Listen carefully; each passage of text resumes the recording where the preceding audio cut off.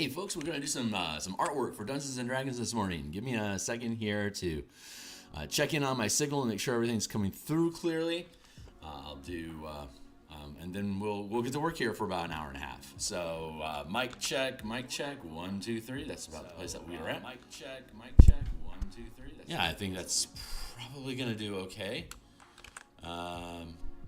Fix my screen here real fast, and then we'll. Yeah, that sounds really good. Good. Okay, great. So we can grab that. I'm grabbing the link here real quick so I can do some really fast social media posts. And then we'll get started. So my name is Phil Kearney. What's up? I create role-playing games. I illustrate them and I publish them online. And I'm creating content for Dungeons & Dragons 5th edition in the Eberron campaign setting. You can see the book cover here. It's called Crystals of Mabar. It's for characters 7th, 8th level. We're fighting undead demons and necromancers in the Carnwood of Carnath on the continent of Corvair. And that is it for all my social media posts. So we are good to go. Let me just fix my screen and we'll get started. So for anyone that's interested in this type of stuff, I'm here 7 days. I'm here Monday through Friday in the morning, and then we do game design on Mondays and Thursday nights, like last night. Like, subscribe, hit the bell icon for notifications. Here's a bunch of books that I've already created that exist on the DMsGuild that have free previews. The Crystals of Mabar will join those ranks here soon enough, probably towards maybe the beginning of December. This is the book cover, and here's the current piece of art that we're working on. Again, for those that are new to the channel, this is being built in the the 16 by 9 format. So the document, if I can freehand resize here, there you go.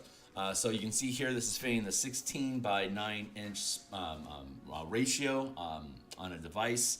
The full page can be seen at once. Each column is also 16 by 9. So if you tilted it upward, you can look at one column at a time. It's a 12-point font, so it's zoomed in nice and large. You could probably already read the text if you have good eyes on whatever device you're using right now. Yeah, so let's get after it. We were working on fog when we last left out. When we last left off our companions, we were working on fog. So here, I'm gonna drop in some fog here in the background to help blur in this background. The whole region is covered in a miasmic, poisonous, necrotic fog that obscures vision. There we go. And we're gonna do a few layers. So let's see. We have a faint shadow of guards down here, which will eventually be fleshed out into actual NPCs. We have Enrica the Rogue here, we're gonna change her stance and have her hiding behind this gazebo pedestal. There's another gazebo in the distance that's reflecting this one. Just for frame of reference, here's the cemetery map. We have tilted at an angle. Our camera is roughly here, looking like this.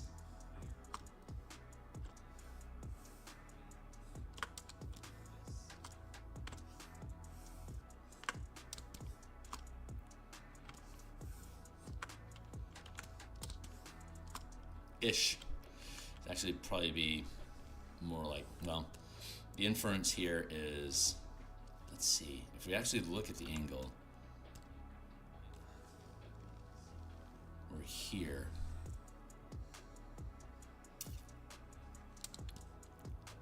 Yeah, that's an accurate field of view. Like that is what we're actually seeing in the illustration. Bop, bop. Drop these elements back in. Look at the reference again. We're about here-ish. And then this is all projecting this way, so yeah, I think this works. It's not perfect, but I think it works. Let's just drop the reference here, and then we'll conceal her and the guards, and we're currently working on the distant gazebo. That's our current order of operations, so that's what we're going to get after.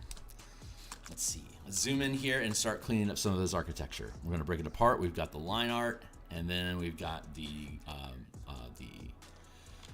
color that we've blocked in as flats inside the illustration. Let's isolate.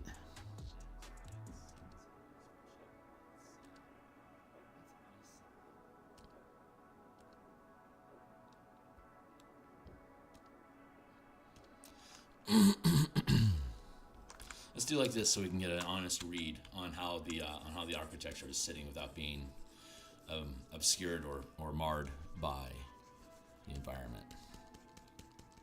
Just work on it in isolation. There we go. So our objective today is to clean up the line art, get the proper shading and highlights going on the structure here, and then adding texture, all the grit, all the grime and grit that's on these structures. We want to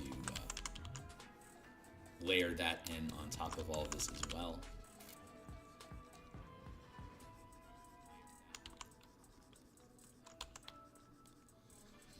That angle's a little off. We'll have to fix that. Go here, here. Okay, that's boxed in well enough. So there's the color. Let's take our line art here, and then we're just gonna start fixing line art. So let me grab my tools over here on the sidebar. There, like that. Line art. Very good.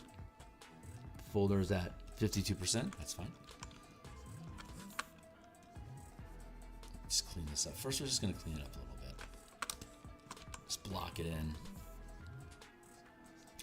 I'm fine with little weird tags and mar effects on the structure in general because it is so worn. I'm mostly interested in having a deliberate, an intentional silhouette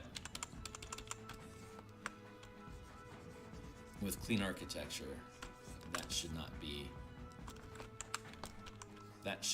there, nor should this. Let's get rid of both of those and find a compromise here in the middle. Nope, not like that.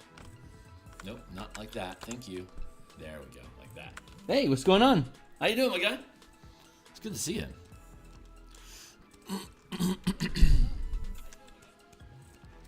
Let's go. Let's switch to the guitar pick. It's better at smudging, like at pushing smudge around the page, and we'll up its strength.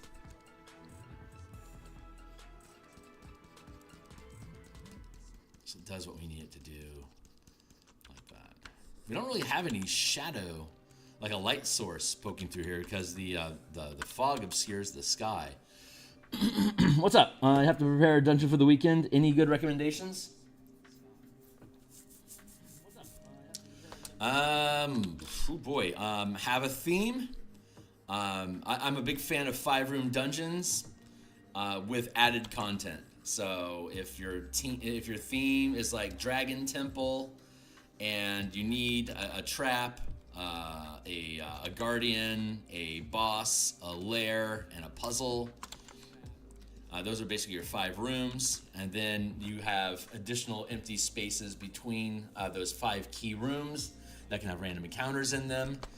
You can look to the Bastion campaign or the Bastion facilities, either in the document that I've been creating or in the DMG, to see the purposes of various rooms and to provide perhaps some inspiration for interesting elements that might exist in those rooms.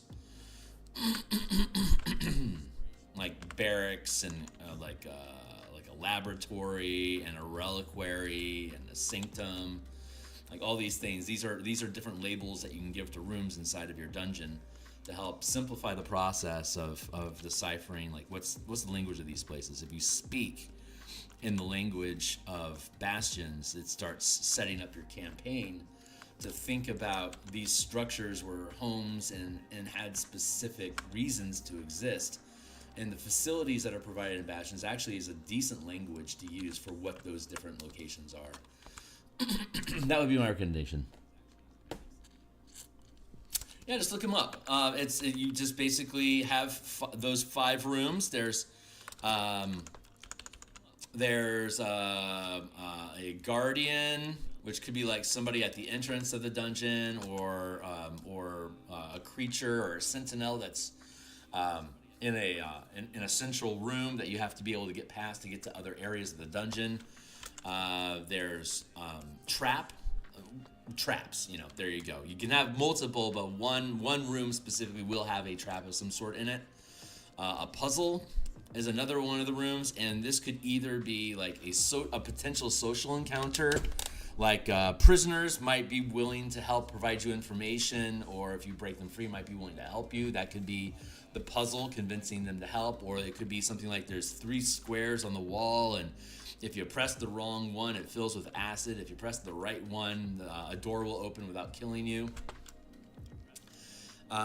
There's the treasure room, where there's going to be some sort of significant item, or like the reason why you are in the dungeon in the first place, to retrieve this object. And then there's the boss, which is generally going to be blocking or in the same room as the treasure. So you have a guardian to get through, a trap to get through, and a puzzle to get through to get to the boss and the treasure. And you can have all sorts of transition rooms between that connect to each other to get you to this next point, and then like maybe this next point goes to the puzzle, then you got like another 2 or 3 rooms. And if you equate a dungeon, you'll have an entrance, and you generally want to have A-B pathing that will get you to the end point. So you can either choose to go this way or this way, which will lead you to here, but that's not very interactive. You can include a connector here so that you can bounce between these 3 things. If you get rid of this connection point, it just becomes a linear path through here, and this is just an extra step. So designing your dungeon, like tangent. Let's get rid of all these things. I guess I could have erased them. I just wanted to remove them from the history there. And real quick,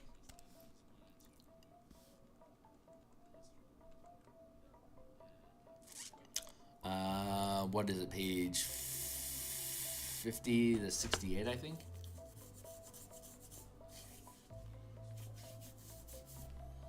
Yeah. So looking at this dungeon, this is the treasure. It also has the boss fight in it in the same location. There's guardians that are hanging out, monsters that are hanging out here and here. Let's see. This is technically a puzzle room where you can use this to get through here to get into these passages here, or you could snake around this way to go that way. This officer's quarter has a puzzle in that there's a safe, a magical safe that has a lot of has the teleportation stones that you want, as well as the spell books and journal for the villains that are working here. Here's a secret entrance that leads you into the dungeon. This waterway leads you into the dungeon through the ceiling grate here, or through fissures in the floor that you can swim through. You can come into the dungeon through the top side entrance, through this spiral stairway that leads up to the gate tower where all of the upstairs guards are at, which could also be acting as guardians. This is another entrance point if you can teleport into the place. Guards collected here. It's the barracks. So if the team comes through this area, they now have to deal with the guardians of the barracks in here. This is a puzzle because this is a massive blast door that's dropped here. If you can figure out a way to repair the mechanism, then you could potentially flood this area, and any doors that you open with the water that's backed up here, we detail that in the map. Down here, these are puzzles because these are different scientific workstations building different alchemical supplies that you could gather and potentially use against the roaming patrols that are in the region. This is a foggy area. This is a wind vane that pushes the fog away from this corridor. So this area is isolated by this door, blocks the fog. Fog comes from the nexus where the ritual is taking place and flows outward here and flows outward here and starts dumping into the facility. So there is a wind vane set up here that prevents fog from coming up through these fissures to fill this chamber, so that this remains a fresh air area for people to navigate inside of. Oh yeah, and there's an entrance here. This is a broken elevator that just leads to an open shaft overhead that the team can just climb down if you don't want to deal with the stairs. So we have a wind vane here that's blocking fog from coming in from the fissures here. So this becomes the main outlet up this elevator shaft. And there's another wind vane located here, and there's boxes set up to indicate this is a no travel zone. If for anybody, it's a cutoff point. The fog is cut off here, and this room is kept sealed basically, so you can open this door like an airlock, and then proceed through here, open this door, head out into the fog, and then close this again so that this area eventually disperses the fog. Closed door here, closed door here. These are blocking access to the fog. I don't know if this is helping you what you need to do. I don't need to learn more.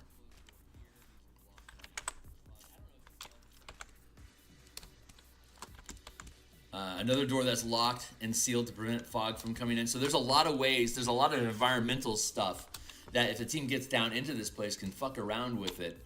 There's various monsters that are in the more decrepit area. Monsters can spawn from these pathways that lead into Mabar. There's a guard station here with prisoners that you need to somehow circumnavigate either through combat or trickery, get past this guard and open the lock. That'll get these guys. There's another wind vane here that blocks fog from coming into this room where the officers sleep. The safe located here, again, that's a puzzle with a treasure inside of it. The treasure of the artifact is located here in the boss fight area as well. So like these are, and then the storehouse also has a ton of mundane, like alchemical and equipment that's a couple thousand in gold as well, worth of value, and that you could also use like healing kits and stuff like that that the team can use while battling the creatures that are in the foggy area. But once you get into the foggy area, it's like the Forbidden Temple in Big Trouble Little China, like where all the monsters and all the high-ranking guards are at. And this clean air area is more mundane, where the hired guards are able to the human guards or whatever. They are basically limited to this area and then the top side in the manifest zone, fighting and corralling undead to prevent them from wandering out of the manifest zone and giving away that there's trouble here. That's what they're supposed to be doing. Well, down here, this leads out to the cemetery that we're working on right now. This leads to the flooded fort. You'd have to navigate the flooded chamber to get to the fort from here, or if you're at the fort and you're working your way in, you have to figure out how to deal with the water that's here, because there's drowned assassins and ghouls and stuff that are in there as well to harass your character. Yeah, so you want to have these different points of access, so that the team has options on how they want to tackle the dungeon. And obviously, if you're going through the cemetery, there's a lot of combat upstairs, but you can beeline to the end point really quickly by being over here. When your characters have a specific task of getting in and destroying it, this is an optimal path because it makes things go fast. If the team is just running this in a campaign, there's no set time frame for how much time they want to explore. Getting them involved with Red Wolf mercenaries in the gatehouse up the top allows them to just walk their way down here and start investigating stuff. If they want to sneak in over here, they can through the grate. That will take them up into this room here through the grating here, and this stairs leads down to here. This stairs leads down to here, which makes it easy. You could always just go through here and snake around to over here to get to the final dungeon here. So there's a lot of shortcuts to get to where you want to be. But if you want to extend exploration of the place, and if you're actually doing investigation, like with a badge, because you're an authority in this adventure, you can actually come in through here and literally investigate all of these different rooms until the big bads come out and try to push you out. But the idea was have circular pathing so that you can loop around to different areas and reconnect with yourself again. So here's a loop. Each of these are loops. These doors that you can go through, those are loops. That's a loop. Through here like that, that's a loop. a lot of circular pathing so the team can Scooby-Doo around the place, like going through doors and stuff, running from each other, while there's monsters coming out of here. And as long as the whole map isn't mapped out, you can always have more monsters coming from your designated danger areas. And this is the site. This here and here, demons and undead come from here. Beasts, monstrosities, and aberrations are coming from here. And those can come through these hallways like this. The undead can come out like this or this way, or reinforce the aberrations this direction. The mundane troops, if you end up picking a fight with the guards, those are humanoids that are pushing against you here. Yeah. Circles. You want circles in the dungeon so that it's fun to run around and discover connecting points so they can strategize and maneuver and they don't get cornered. You don't want a linear path going from A to Z. It's just one long corridor. You want loops so that they can actually discover pathways that are good or bad. Then in each of these areas, like this is just a blank room, basically. It's just an airlock. So there's nothing going on here. This is an armory with guards that are practicing fighting stuff, so maybe they'll fight you next. This has got all the alchemical stuff you can mess around with and discover clues. This is a large hall of mundane equipment. This is where all the guards hang out when they're not on duty, so this is a strong point full of potential hostile NPCs. Eventually, additional NPCs can teleport into the chamber to kill everybody here if you stick around. Again, you can flood. If you start opening doors, you can and pop this gate, you can flood all these areas to cause chaos. Wading through this murky area here gets you into fights with undead, OTUGs, ropers, shambling mounds. It's a high density mob. You can run across patrols in this area. You can run across patrols at any point in any of these areas. As long as your team doesn't know what's further into the dungeon, they don't know how many people can come at them. So you can just pick a point where you're spawning more NPCs of the same type that are troublesome. Like this is the officer quarters. You can spawn additional Emerald Claw zealots from this location to come out and explore what's going on. I don't know if this is helping or not. Well, I'm glad it is. But yeah. Like the flooded fort, it has multiple points of access. The cemetery we've seen yesterday has multiple points of access. Basically creating some loops, and then whenever those loops touch each other, that's a nexus point where you want to probably put one of the 5 rooms. And then like if I were to make a dungeon, like I could potentially do something like here, here, and here. So I've got a nexus point here. I've got a nexus point here. I've got a nexus point here. I could have like an entrance here. I could have an entrance here, and then I could have the boss fight layer here. So like maybe instead of, I'd have a connecting point there and like have another connecting point here. So I could, if I chose this path, beeline through to the boss, but I've got all of this stuff going on. And along these loops, I could have a room and another room, a room, a room, a room, a room, a room, bigger room over here, room, and say room. We'll do that, and then a room, and then a room here and here. So we've got 1, 2, 3, 4, 5. 3 of those connect, like Guardian, Trap, and Puzzle are your 3 connecting points. Boss might be over here. Treasure might be over here. We've got along the way between here's an entrance and here's an entrance, and now we have rooms that are transitioning from the entrance to, like, say, the puzzle, or from the entrance to the trap. And you go from the trap to the Guardian, or you circumnavigate and you get to the Guardian, but you have trap, puzzle, and then all these other, like the boss back here. If you go to the treasure, the boss could potentially come around and find you this way, or the boss could come around this way to re-support the Guardians. So now you have to climb your way out of the dungeon, and you can have, additional, like these are connecting here and through here and these are connecting, and these are connecting, and these are connecting, and that's connecting, that's connecting, that's connecting, that's connecting. But I could also have something like this connects, and this connects, and these connect. So you can have different points. Like you could try to dodge this puzzle, but now you find yourself between the puzzle and the trap. You could be going down this path and you see that there's guardians here. Well, let's go down this way instead. Well, that then takes us to the trap. That we could then either then deal with the guardian or skip it, go through a transition room into the puzzle. The puzzle will take us to this transition room, which could either lead us to the boss lair, or if we want to skip and dodge that, we're now at between the guardian and the boss, working our way through transition into the treasure chamber, and now we have potentially a lot of hostility behind us, right? So you can loop these things around. Like I could have a connecting path, like say here as well. So you can build your loops, put your your 5 rooms at at junction points, and then the treasure room is off by itself.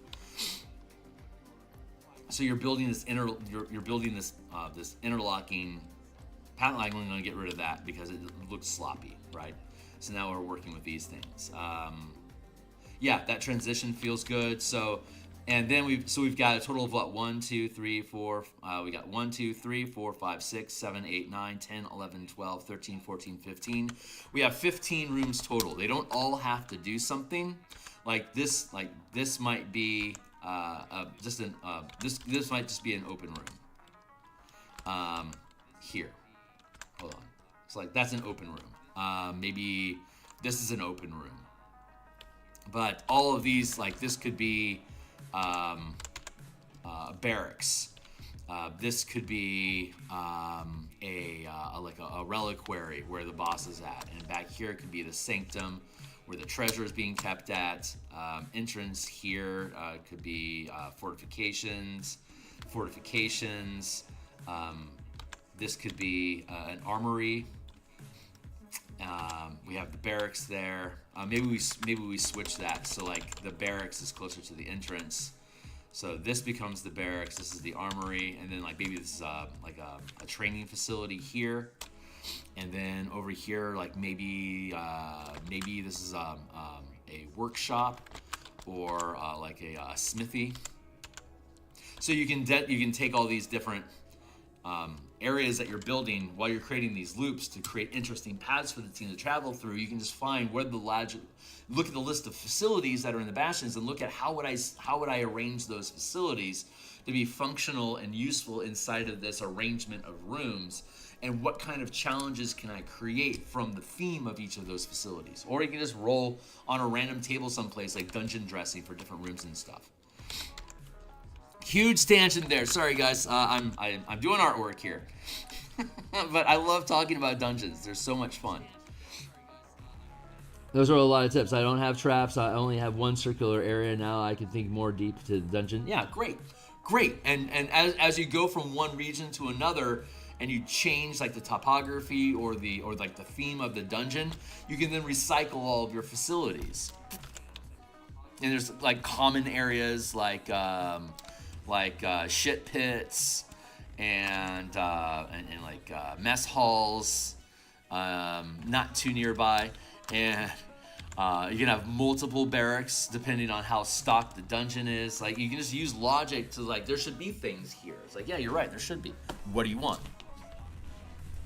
Let's rearrange my seat. This perspective doesn't really matter that much because the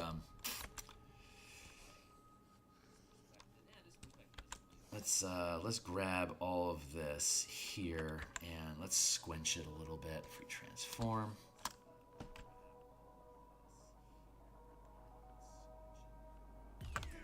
Maybe not like that. Maybe like this instead. Just to bring it in a smidge.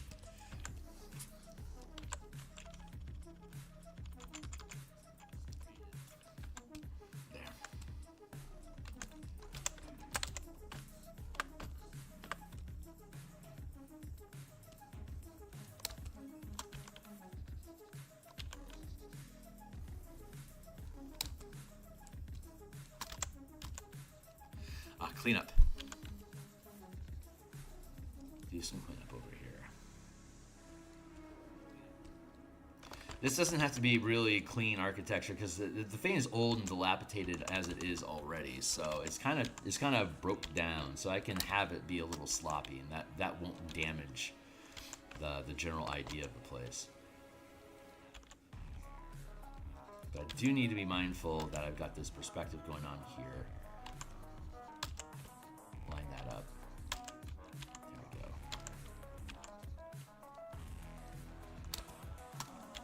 I love doing this stuff. It's so much fun. Yeah, building dungeons, it's not easy. It is not easy. I've been running a mega dungeon for the martial powers system from level 3 to, we're now 9th level, and we've gone down through 11 different zones, and each zone is about 300 foot by 300 foot space, and so I went through that same process of like having 2 or 3 themes, like of the 5-room dungeon, having like 2 or 3 dungeons in each zone, and then every 2 or 3 zones would be a theme. So I would then have a lot of corridors and open spaces and like galleries and like pavilions and speaking areas and oratories and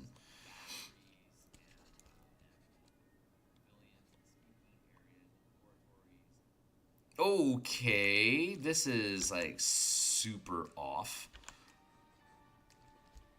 Just noticing how this is built.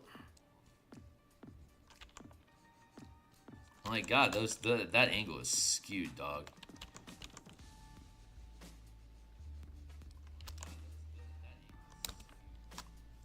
Like that perspective is completely different from this perspective. That is not good.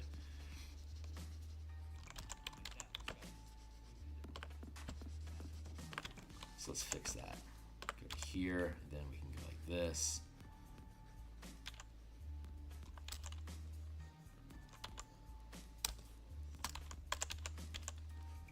There we go. That's better. Like that. Straighten that out. Doesn't have to be great. Just need to just clean it up a little bit. Because it's still going to be gritty as shit. And we're going to blend all this together anyway.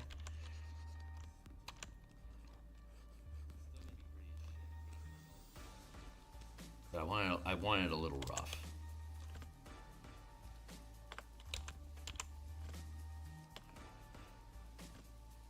That feels pretty good.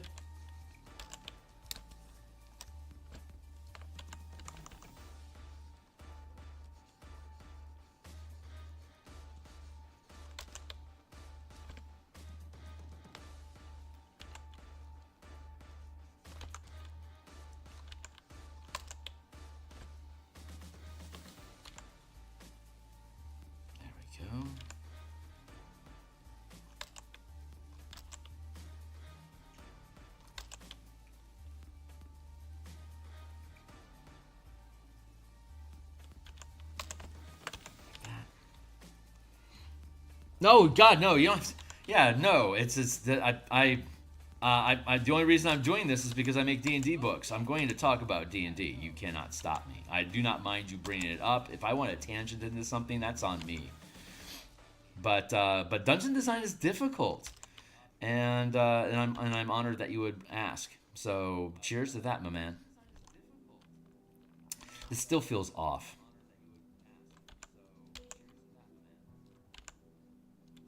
That feels better.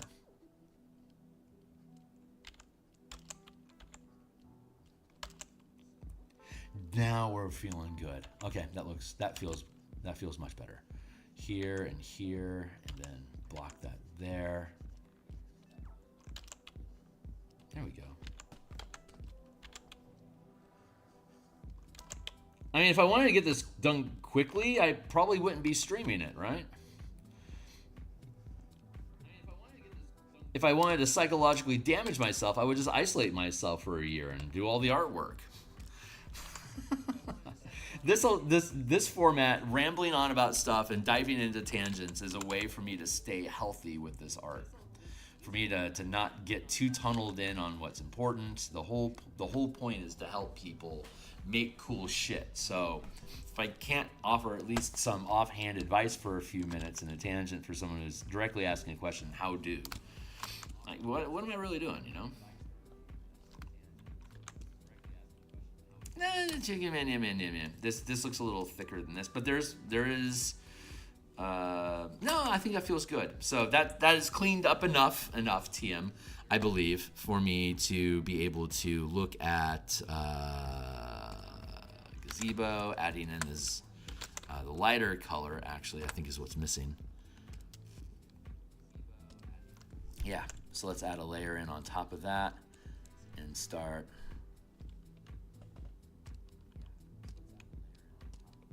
Let's do that again. Hold on real quick.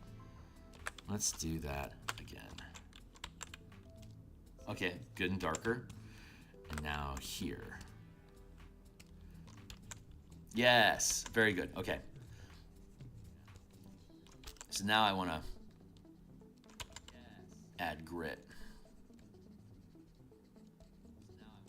I'm basically staining the stones.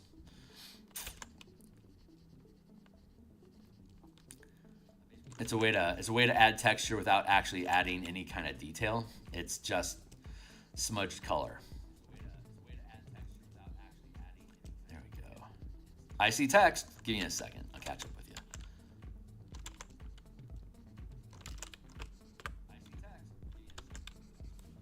So, hey, Defected. It's good to see you, my guy. Knows that everyone knows more than them. Absolutely. All I know is what I know. And even that is questionable. I operate under, when I'm inspired to say something, I say it, trusting it's what's supposed to be said. And it hasn't led to tragedy in my life yet. So normally it resolves things for me without me realizing it. Fights that I thought I was going to be getting into, I just start saying whatever comes off the top of my cuff, and apparently like that diffuses the situation somehow. I'll intuit to go and stand someplace random and wait, and somebody shows up and needs somebody to talk to within moments, and I'm like, oh well, this is obviously where I'm supposed to be. I love that my life works that way, and anything that I can do to help stimulate that code of inspiration is I think my path to enlightenment, my own personal path. Everyone's going to operate differently, but that's my jam.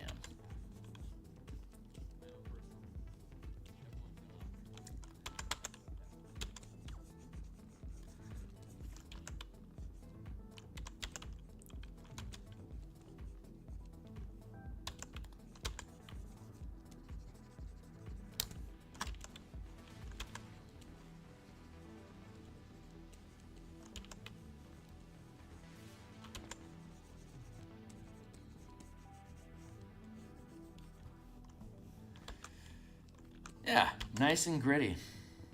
I see text. Give me a second. I'll catch up with you. So once I get this rough layer in, then I'll be able to merge the line art into the color and then blend the lines into this scruffage that we're creating here. What's up? Only been playing D&D for about 4 years and started DMing this. Hey, congratulations, my man. In person, nice. That really is the best way to do it. You build stronger camaraderie with people when you invite them into your home and fight imaginary dragons for a few hours every week.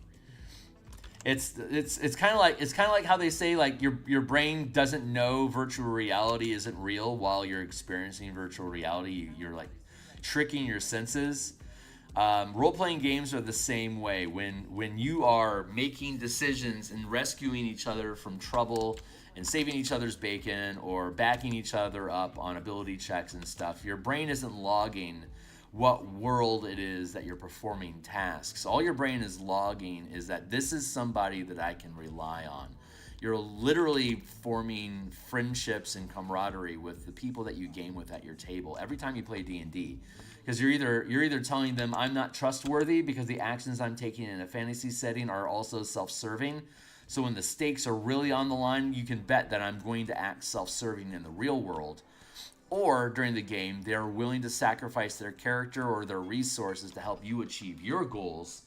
And what that reinforces in your mind psychologically is this is somebody that's willing to sacrifice me to help me when I'm in trouble or to help further my goals. Or they're aligned with my goals and they encourage my behavior. Both of those are go-ahead language of we're allies. I can trust you. You are welcome in my home. And all of my best friends I have in life, literally all of my best friends in life, have come through a result of playing D&D with them. More so for people in person, but I also have found incredible people by playing virtual tabletop as well. That, I mean, you know how we all know how digital relationships are starting to grow in sincerity because of time spent with each other in like video log calls and stuff like that. It's getting to the point where psychologically, as a culture, we're accepting that at the same depth, almost the same depth of inviting them into your home. So it's not quite the same, but it's similar.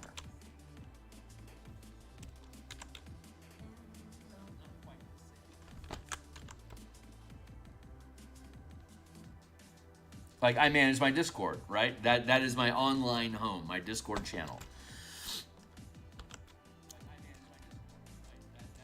So I'm responsible for any chaos that happens there. It's my home, and when somebody is acting inappropriately, I have to kick them out of my home. But it's also where I play D&D.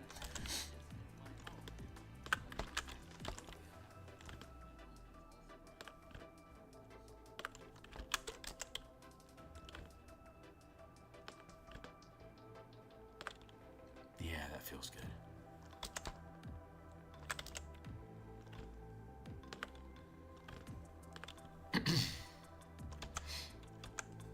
Not bad. Okay, so let's look at our line weight to see how much we want to actually drop that in. That feels about right, like that. Actually, let's dark. Nah, that's probably the right place to be. So I'm going to collapse this and this, the line and the colors underneath the line art. I'm going to bond them into the same group and then merge them all together. Now it's a single layer that I can manipulate. So manipulate I shall do. So I'm going to basically just work here and blend the line art into the color to help reduce the strength of the line, but also the line helps provide texture and an additional just interest in an object. But blending the line art in so that it has the appropriate weight removes it from feeling like a comic book into a more semi-realistic look to it. But the architecture still is still there. If I'm blending the line art into the structure, the structural architecture remains in place. If that makes sense. If I'm saying words right.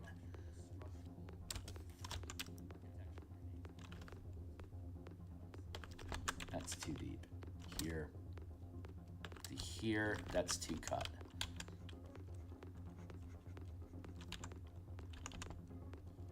I could use my square tool here, but I'm trying to freehand it with circular tool. I have a, hold on, yeah, let's do it. I have a square tool specifically here to handle little crags like this.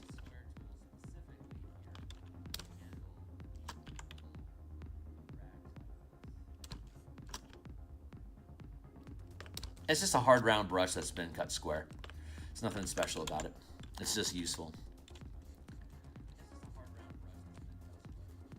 And we're using our guitar pick.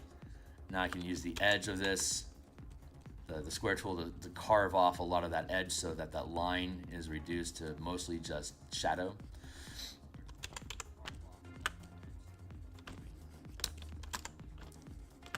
We're gonna scratch at this for a little bit. This will be probably, what is it, 7:14? Oh, it's only 7:14. We still got 40 minutes. That's great. What's up? Brilliant snacks. Snacks keep a group together. I've been drawing for 40 years, and I can attest that line art can completely change the style. Absolutely. Yeah, snacking forever, and yeah, you have to mindfully choose how are you balancing your line work with your color. I mean, you can obviously go without lines altogether in a high painting, fine art style, but for illustration like this, I find line art to be incredibly useful. And as you can see, most of the time, I reduce the opacity of my line art so that the color bleeds through and does a lot of the work of blending for me already.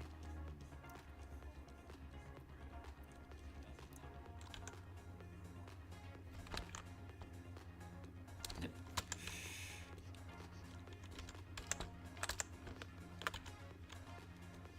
Block that in. I can chip away at the edge of it. And now I have that little ridge there, so that creates a little shadow like this.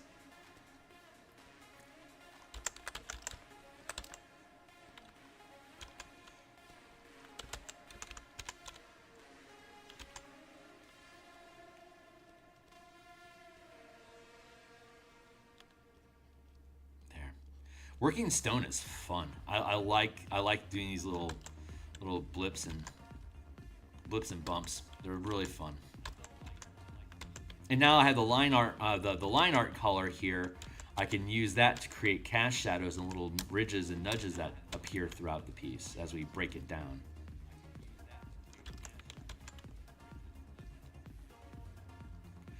And then we're going to cover everything in crystals and grit.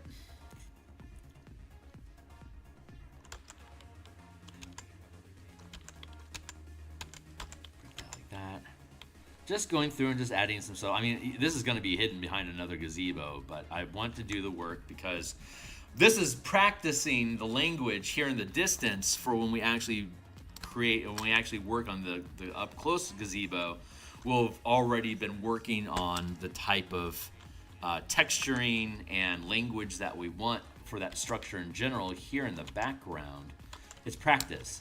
This background is allowing us to practice with less risk for what is going to have to be higher detail up front.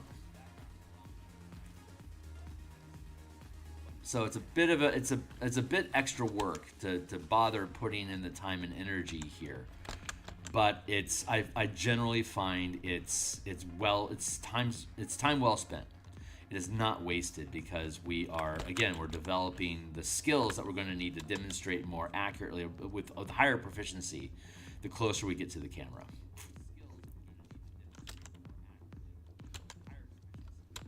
There, drop this down like that.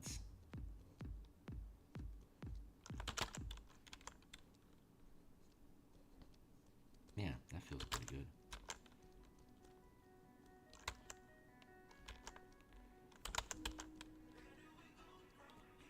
Where do we go from here? Down the steps, of course.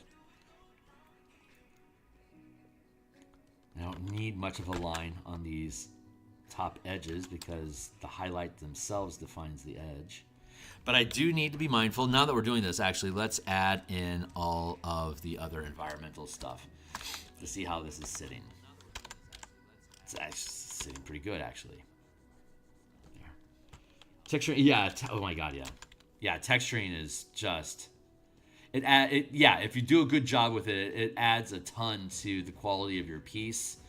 And figuring out a technique to be able to work the texture without murdering yourself in the process is a huge victory, just from a workflow process of figuring out a way to have just a better representation of what you want without overly fatiguing yourself in the process. I'm going to drop this down.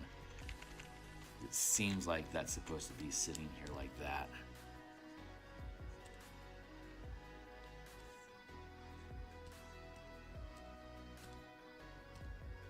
Pardon me for a second here while I cut this. Oops, too much. Cut this away.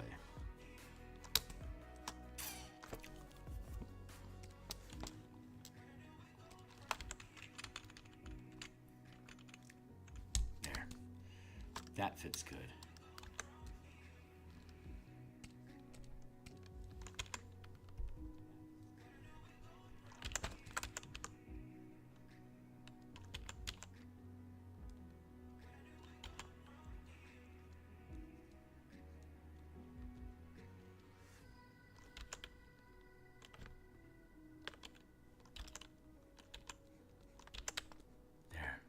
Sorry, moment of silence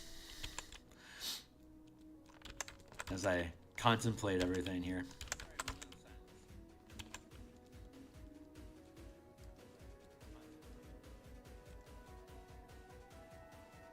Motivating. All right, what's up? Oh yeah, right on, man. Twitch up. This little twitch would be some broken bits underneath the crack. Or crosses on the sun. We're going to cover this like with the same grit that you can see here on the ground here. We're going to have that crammed. We're breaking down the structure a little bit to do exactly like over here, this little nook here. I could see like a little colony of crystals growing here, for instance, like another crystal here, like over here in these corners. Yeah. So this is the first layer, is the actual texture and form of the structure, and then we're going to cover it with grit. And that should make it all blend together really, really nicely.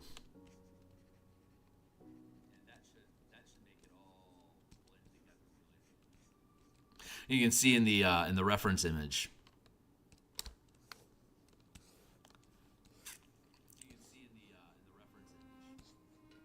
There you go. Yeah, like these things are covered in grit. These barring crystals that make everything dirty. Lots of grit. So it'll be fun adding all that in. And we'll have to grit up. We'll grit up the tombstones with some grime on them as well. I don't have to murder myself on this. I just want to get it blended well enough so it doesn't look like line art immediately when you look at it. That's all I really need to do, is just blend in a little bit, just to help anchor it into the piece.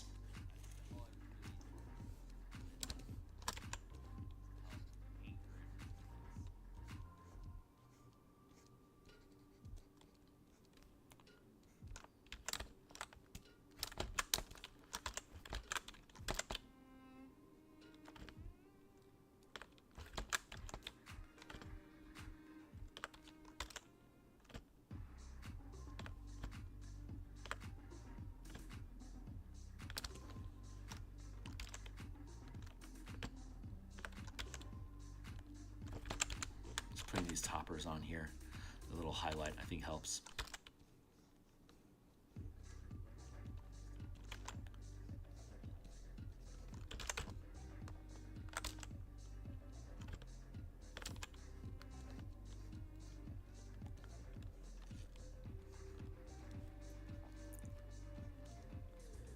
There, like that. That feels pretty good.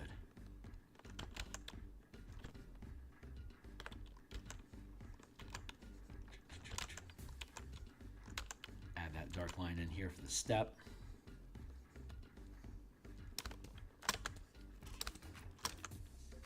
Yeah, that feels pretty good.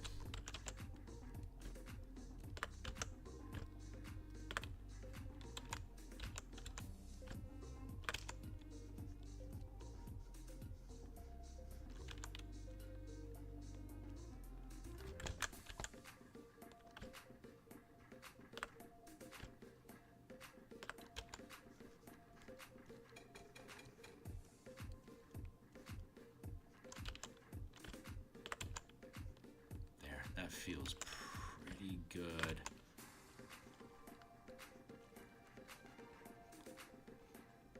I feel like I'm leaning into the piece. Probably means I'm concentrating too much. Hey, what's up? Hey, Gabby.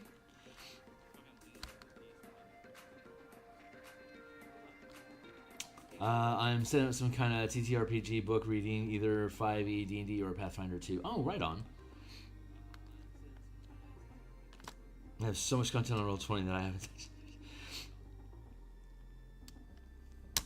Right on. Gabby, how you doing? It's good to see you.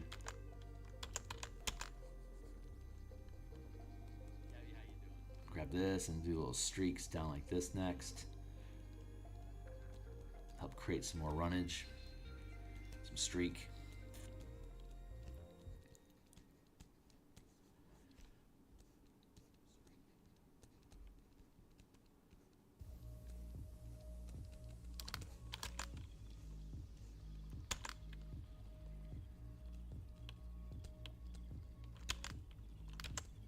Smudge all that in together like that. Make it grimy. The griminess is real.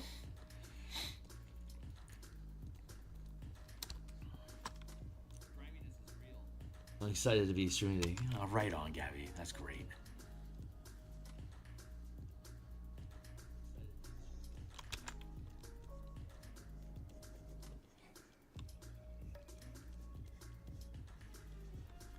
Smudge that bottom in there. Change the texture.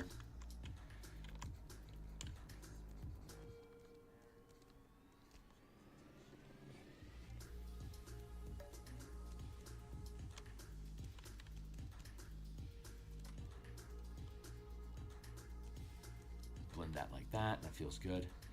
Blend this in here. That also feels pretty good. Just work that smudge stain into the stone here.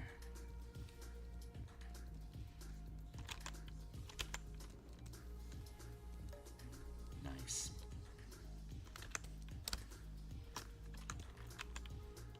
Very aged.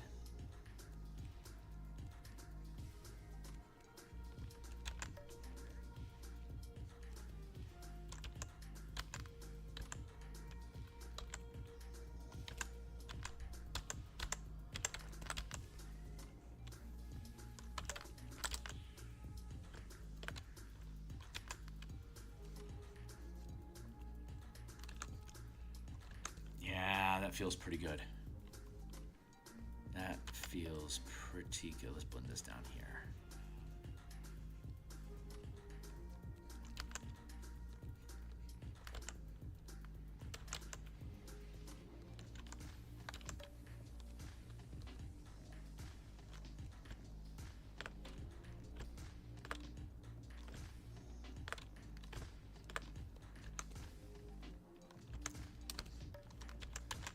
Bad. Let's add some gunk up here to slide down the side.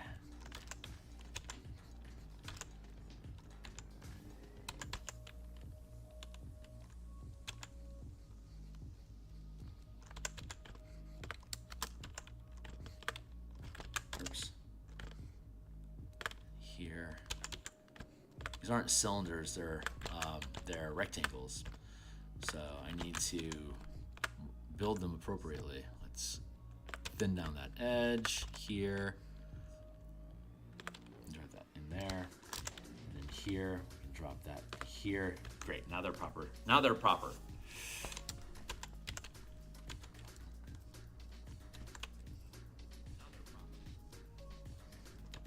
Actually.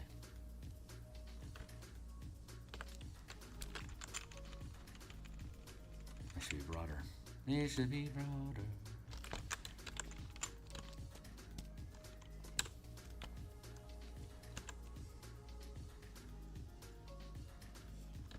I'll broaden you a little bit.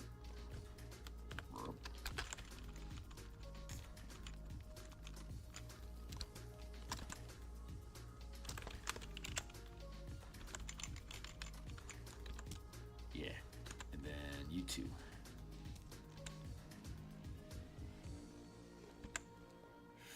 Transform. Nope. Free transform.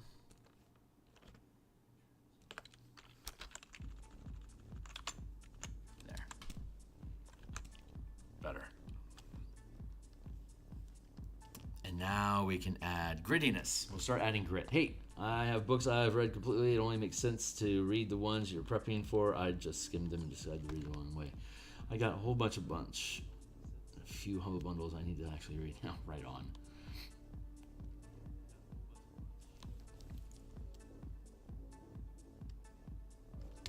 Oh, that's fantastic, Gabby. But you're not sure if you're doing 5e. You're not sure if you're doing 5e or Pathfinder?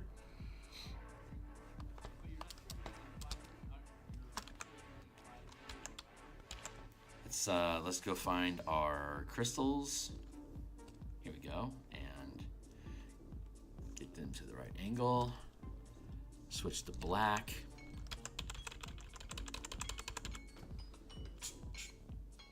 Going to, what time is it? 7:30. So we got another burst of clock. So let's thin this down a little bit more.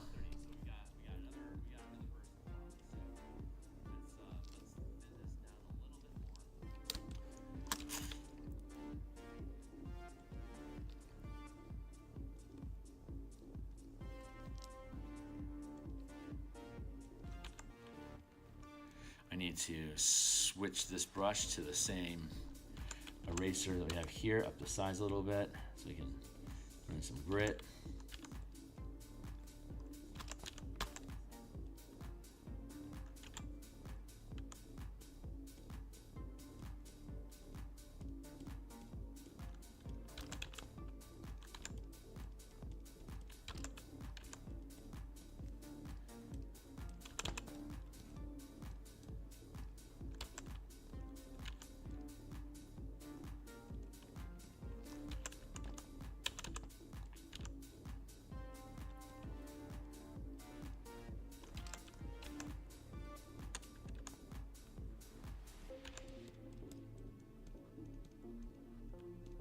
I don't really need to have grid up there. Actually, I do want to have grid up here, but it's not going to have any real detail. It's just going to end up looking like a line.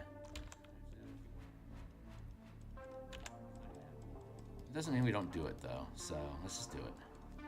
We'll work our way top down.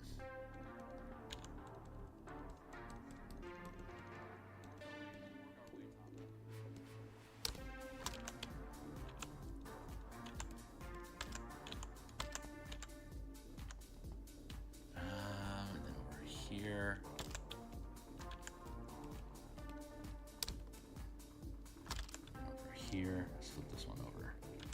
That.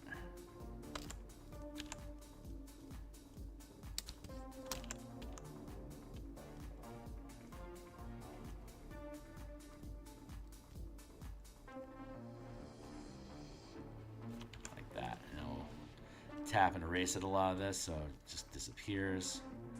I don't want it to be overwhelming.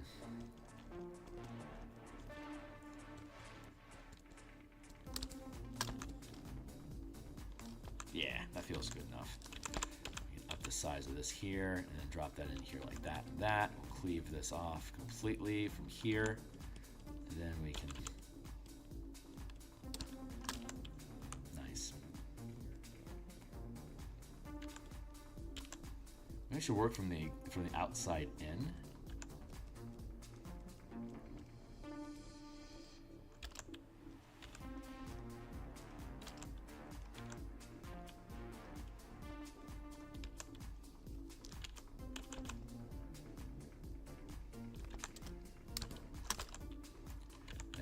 This really small space working with large, so I have to have a large enough brush to be able to leave texture operating inside of a small enough space to match the perspective that we're on. But I'm liking the results so far.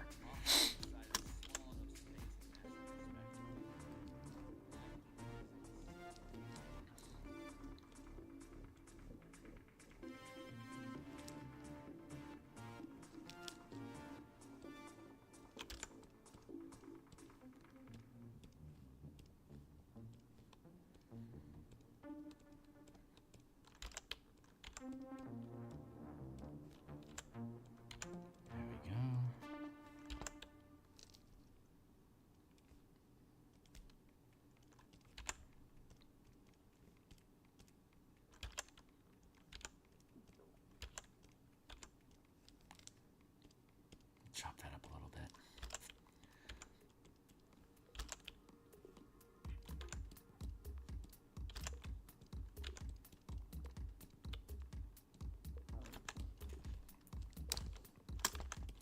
Yeah, that's the grittiness that we wanted.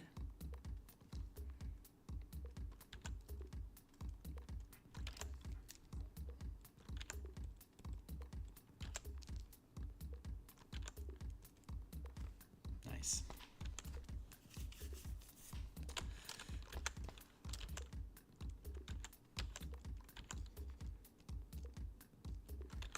That looks good. That looks good. What's going on? Yeah, Eberron is ridiculously cool. PF2. So you're... I mean, I think there's forums and stuff talking about converting Eberron into Pathfinder. So I think there's communities out there that are likewise... Like, I think there's a Pathfinder Reddit for Eberron. I think... I think they talk about... I think on the Eberron Discord, I think they talk about Pathfinder too. I know I've run across other people that agree with you that PF2 for Eberron works well. I like Pathfinder for, I like using Cypher System with Eberron.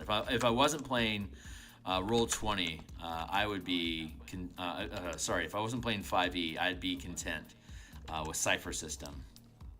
I don't necessarily like Cypher for long campaigns. But it's got a lot of chaos that gets built into it. It's a lot of fun, and it's very run and gun narrative. So I definitely recommend Cypher systems and just to explore them in general.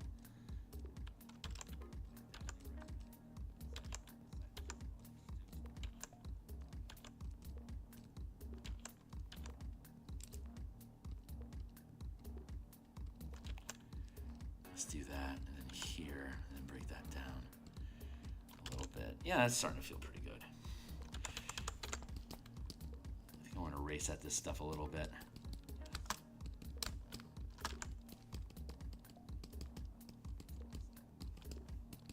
Just to break its strength up.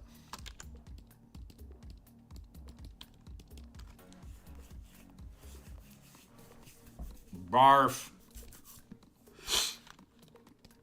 I think I'm okay with the distant gazebo like that. Let's go back to the ground, and I think I want to kind of poke and dot at reducing the strength of those pixels. Fade this more into the background here.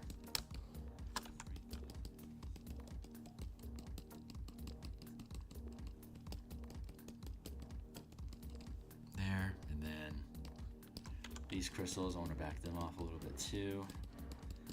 That, just blend it in, have it be sharper the closer we get to the camera. The foreground, there we go. That feels pretty good. Okay, so we have that there, and then so let's fold up the ground again. Our guards are just a shadow at this point still. Foreground gazebo, Enrica, the hiding rogue, and you can see most of the work that we did on the gazebo back here is completely obscured, but that's okay because we were just using that as a test run for us to know what our texture and detail needs to look like on this gazebo up front here. So this was time well spent, TM. Next thing we're going to do is build another fog layer. FOG for you and me. Fog. You got this greenish tinge in the air, poison. Let's pull Enrica and the guards aside, and let's just work on the fog. So we're going to switch back to our round brush.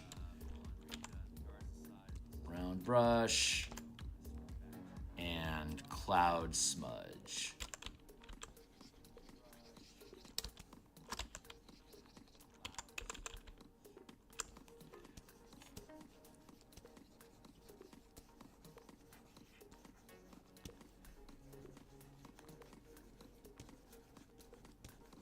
So all that work we did is being highly obscured by the fog.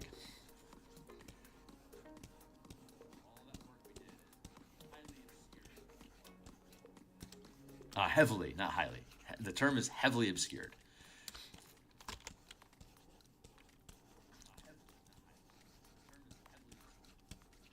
Break this down like that.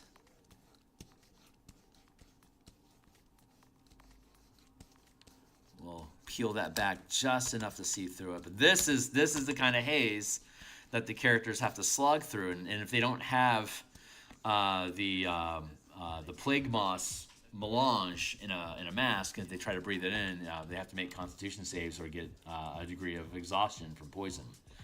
And then you have to get out of the goop to spend a short rest out of the goop to start dropping the exhaustion levels.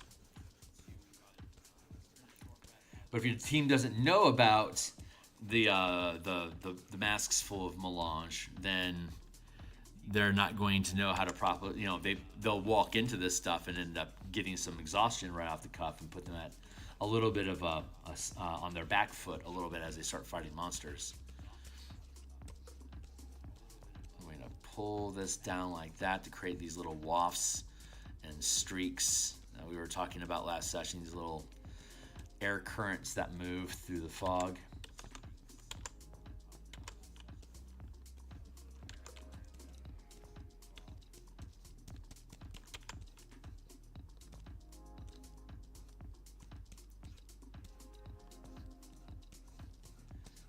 It's a little interesting.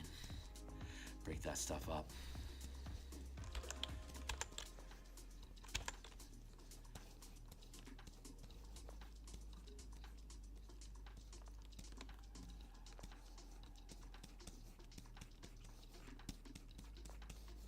There we go. That's feeling pretty good.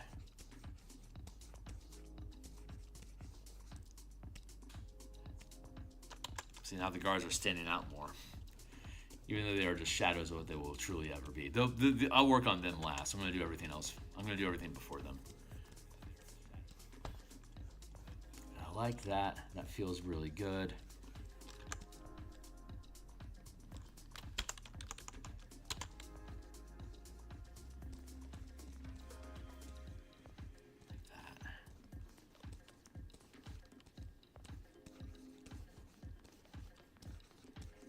There we go. Cool. Now we can add in the front end gazebo. What time is it? 7:42? Okay, we still have 10 minutes. So I can start working on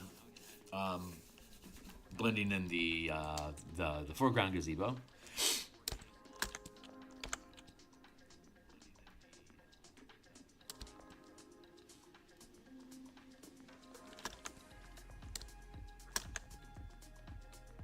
Yeah, I like how this is turning out.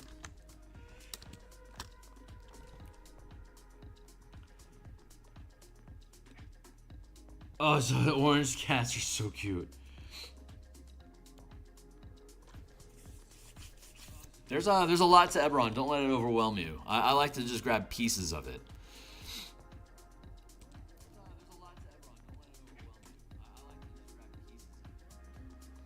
Like I have never like the dragon mark houses, for example, is a big theme in Eberron, but I rarely, they're like, they all have these magical birthmarks that give them spellcasting abilities that they then monopolize into utility services. But I don't do a lot with dragon. Like, I never make them part of the conspiracies or the machinations of what I'm doing in my campaign. Or if I do, like, limiting it to like one or two. There's like 13 different dragon mark houses that oversee different aspects of society. But if I'm going to make dragon mark houses rivals or allies in a campaign, I generally limit it to 2 or 3. I don't like having the mark houses overwhelm the game narrative when there's so many other aspects of play. I get into a lot of dimensional and supernatural exorcism type stuff.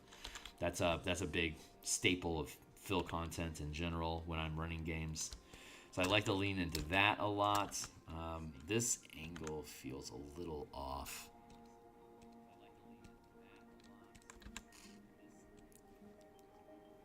Skew.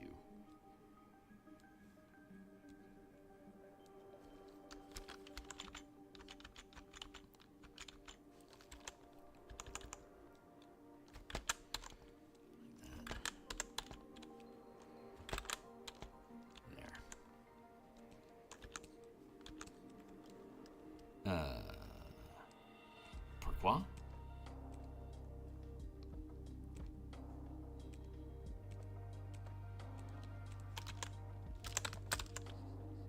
There, like that. Thank block that off. I'm just getting my colors between the lines before I merge everything down. I'm gonna shift the line weight. What's up?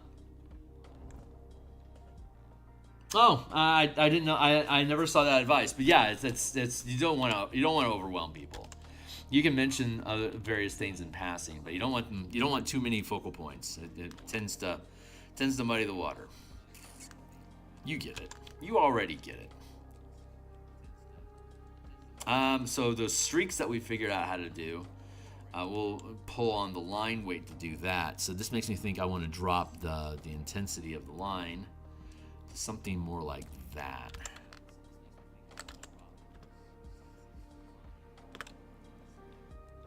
There we go, right that edge.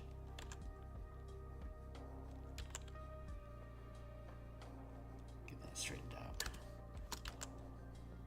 Block that in. And okay, cool. So line art is good.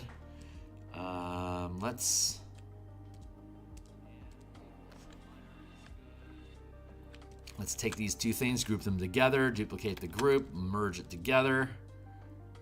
Merge. Now it's a single layer we can cut through, and we can start fucking around. This is Friday. Welcome to Friday. So I don't stream on the weekends. I'll be running Mega Dungeon for 9th level Martial Powers playtesting.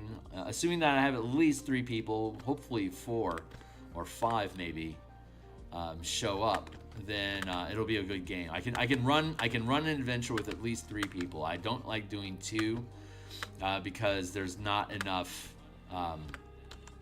brain power bouncing, regardless of how smart you are. There's not enough brain power and ideas coming out of a group of only 2 people. It can stagnate. I don't like doing solo games because they can skip weeks, months, years at a time on a whim if they want. Yeah, I'm just going to retire from adventuring for like a year and then pick this up. Like there's when you're doing solo games, the amount of agency that the only player in the game has is intense and ridiculous. Furthermore, I believe role-playing games best serve function as group camaraderie, that you're there to build friendships. And when there's only one player, one DM, regardless of how sympathetic your DM is to the player, it's still an adversarial position because you're creating threats and challenges. If the DM's just going to go along with what that one player is, you're basically just playing imagination together, and that's a thinner element than what actual role-playing is supposed to be, in my opinion. Primarily, I think role-playing is a group building, like is a trust building skill, like we were talking about earlier.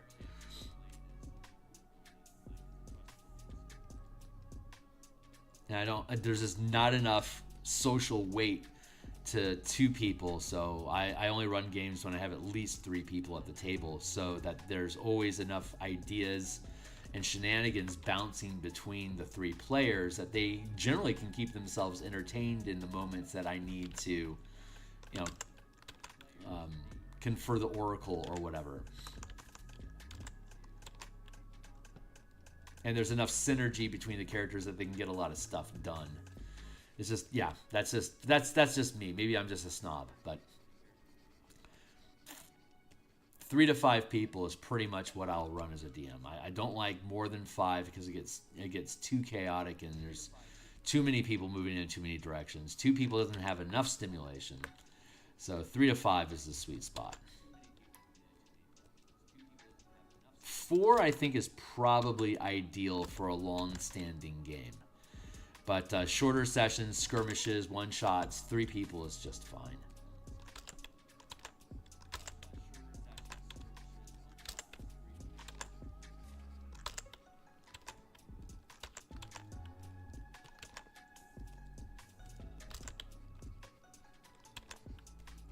There we go. Just add to the mix here. Just smudge these things down.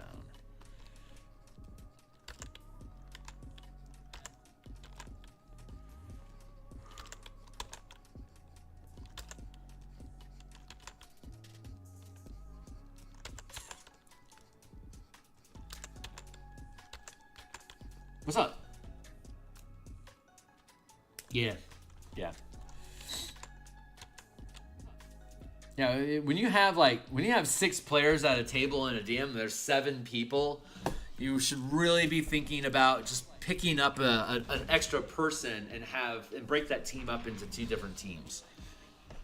They can both run in the same night or maybe even in the same house.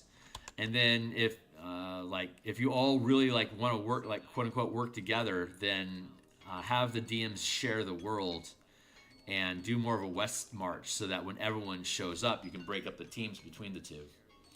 Whatever mission whoever wants to run can run. But that's a lot of organization. I've never had that problem because I've never had more than 5 players show up at a time. I've never had to deal with 6. It's just I don't recruit that hard. And I know how to say no.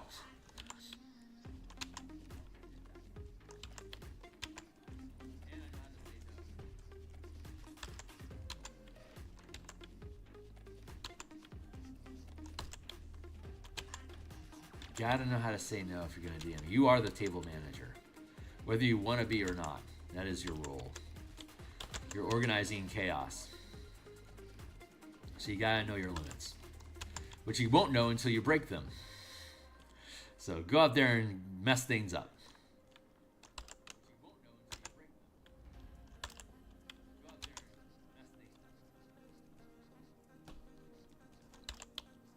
My alarm popped, so that means I need to be wrapping up. It's 7:51, so I've still got a few minutes.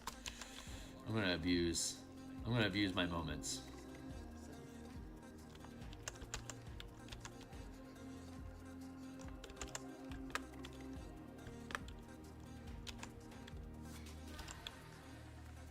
Here I want a strong central line to distinguish one surface from the other because there's so much grit and texture going on that's blending into the same value as the actual edges of the structure. Here, I think I want to do it like that.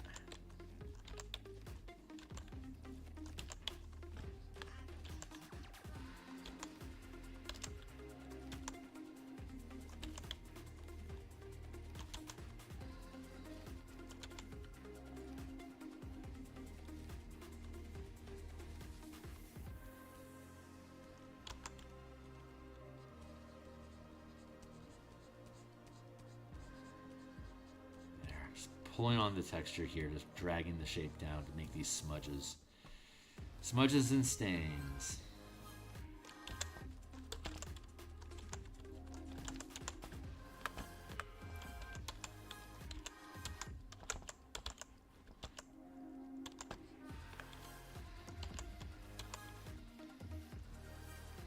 Smudge that in. Luft that a bit.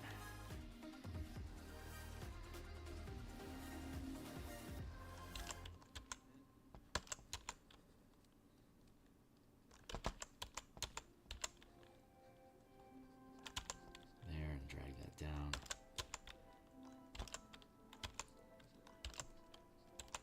Like that. Drag that down. This feels, it's just, texturing is just, it's just fun. It's just fun to do.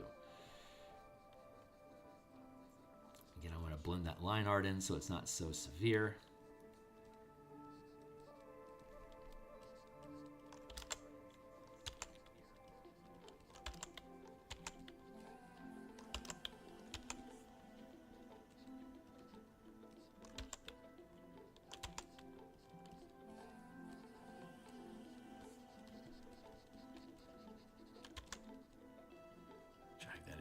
Smoothing that line a little bit just to blend it.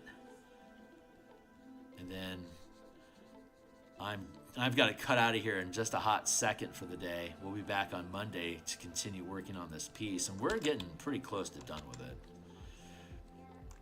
Once we get the texture and grit going on this, resolve that, then we'll drop Enrica back in and have her pose properly behind the pedestal. And then we'll figure out the guards and have them reduced in detail from where we land with Enrica. But I like the piece overall. I need to do something interesting up here with the sky. I'm sure I'll figure something fun out.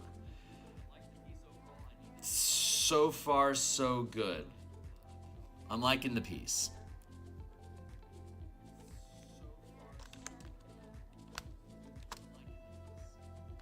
All right, I'm gonna go ahead and hit stop here for now.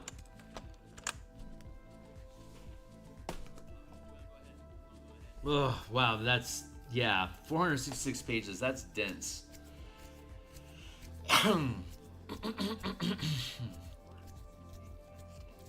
But hey, once you know it, right? So it'll serve you well. All right, I really like how this is coming along. I'm pleased. I'm going to go ahead and cut stream here now. I'm going to be back on Monday morning to continue with this art. I'll be back Monday night to continue with converting Spelljammer into 5e24 mechanics. This weekend, assuming that I have enough people show up, we're going to be running 9th level Mega Dungeon to play test the martial powers and color mana system for characters. And yeah, so if you thought this stuff was cool, like, subscribe, hit the bell icon. I've literally been doing this for years, and with God's grace, I'll do it for another 20 some odd years. And we'll just get better as we go along. So, but yeah, so I'm liking the format. Obviously, we're going to have to fix the margins so it blends, so it blurs out into the environment. But the 16:9 format, I'm really loving working with it. It's a challenge, but it feels very rewarding to figure out how to make this stuff work. So, all right, that's it for now, guys. I'll see you guys hopefully after the weekend. I'll see you guys all on Monday. So thanks a lot for being here. Cheers.